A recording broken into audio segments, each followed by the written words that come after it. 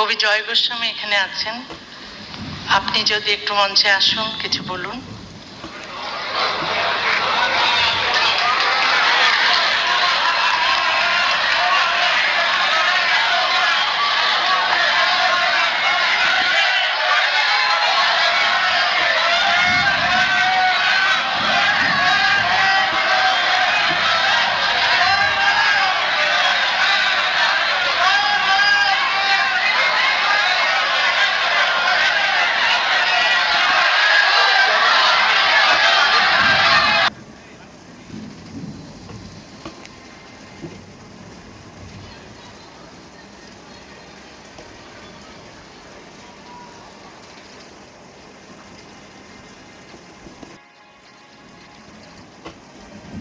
এবার আমরা দেখে নেব ঠিক কী কারণে এই রাজনৈতিক অসন্তোষের সম্মুখীন হতে হলেন প্রবীণ কবি সাহিত্যিক জয় গোস্বামীকে। আর এখন আমি আমার জলশক্তি ইত্যাদি হচ্ছে কোনো অনেক অসুবিধা হয়ে গেছে। তবু আমি যতদিন বাঁচবো মমতা যেখানে থাকবেন আমি সেখানে আমি মনে করি, তাই আমি এর পায়ের কাছে বসে থাকবো সারা জীবন। তাতে লোকে যদি খারাপ কথা বলে আমি শুনবো। মমতার পায়ের কাছে বসে থাকবো, মাত্র কয়েক মাস আগে শাসক দলের ধর্ণামঞ্চে দাঁড়িয়ে কবি জয় গোস্বামীর করা একটি মন্তব্যই কি আজ তার জীবনের সবচেয়ে বড় খেসারত হয়ে দাঁড়ালো। প্রায় 2 দশক পর কলকাতায় পা রেখেছেন নির্বাসিত লেখিকা তসলিমা নাসরিন, আর সেই তসলিমার মঞ্চেই যখন সসম্মানে আমন্ত্রণ জানানো হলো বাংলার অন্যতম শ্রেষ্ঠ আধুনিক কবিকে, ঠিক তখনই রবীন্দ্র সদনে ফেটে পড়ল তীব্র চিৎকার। দর্শকদের একাংশ সরাসরি কবিকে লক্ষ্য করে স্লোগান দিল চটিচাটা। অপমানিত হয়ে মঞ্চে না উঠেই নিজের আসনে ফিরে যেতে বাধ্য হলেন প্রবীণ কবি। কিন্তু এই ঘটনার পর 2 ভাগে ভাগ হয়ে গেছে গোটা বাংলা। একদল বলছেন এটাই কবির পাওনা ছিল, অন্য দল গর্জে উঠে বলছেন একজন কালোজয়ী কবিকে এভাবে অপমান করা কি বাংলার সংস্কৃতি। এবার আসা যাক আসল বিশ্লেষণে। দর্শকদের এই ক্ষোভের উৎস কোথায়?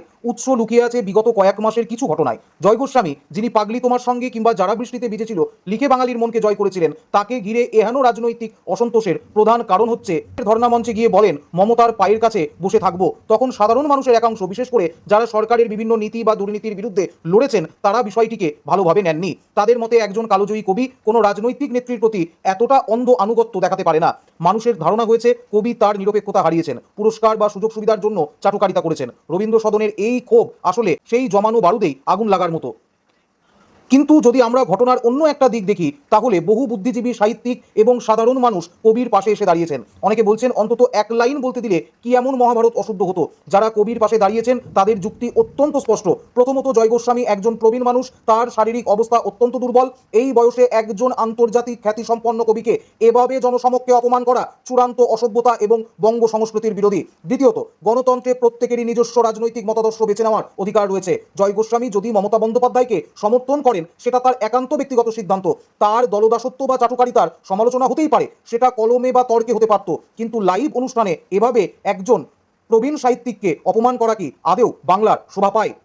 এই ঘটনা বাংলার বুদ্ধিজীবী আন্দোলনের একটা বড় বিবর্তনকে তুলে ধরে। একটা সময় ছিল যখন বুদ্ধিজীবীরা হতেন রাষ্ট্রের বিরোধী শক্তি। তারা সরকারের ভুল ত্রুটি নিয়ে কবিতা লিখতেন, নাটক করতেন। কিন্তু গত 1.5-2 দশকে বাংলার বুদ্ধিজীবী মহল কার্যত রাজনৈতিক শিবিরে বিভক্ত হয়ে গেছে। জয় গোস্বামী নিজেই স্বীকার করেছিলেন যে তার অসুস্থতার সময় এবং সংসার চালাতে তৎকালীন মুখ্যমন্ত্রী মমতা বন্দ্যোপাধ্যায় তাকে বড় সাহায্য করেছেন।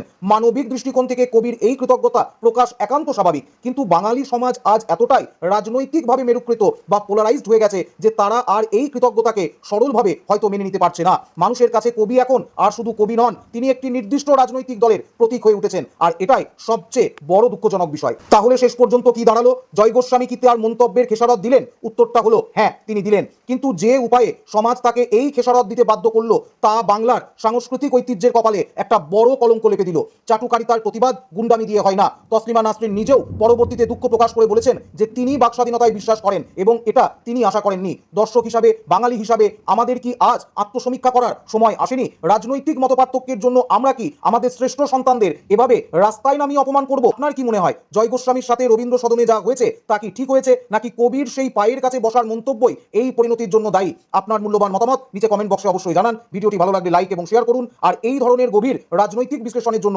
আমাদের পেজটিকে ফলো করুন।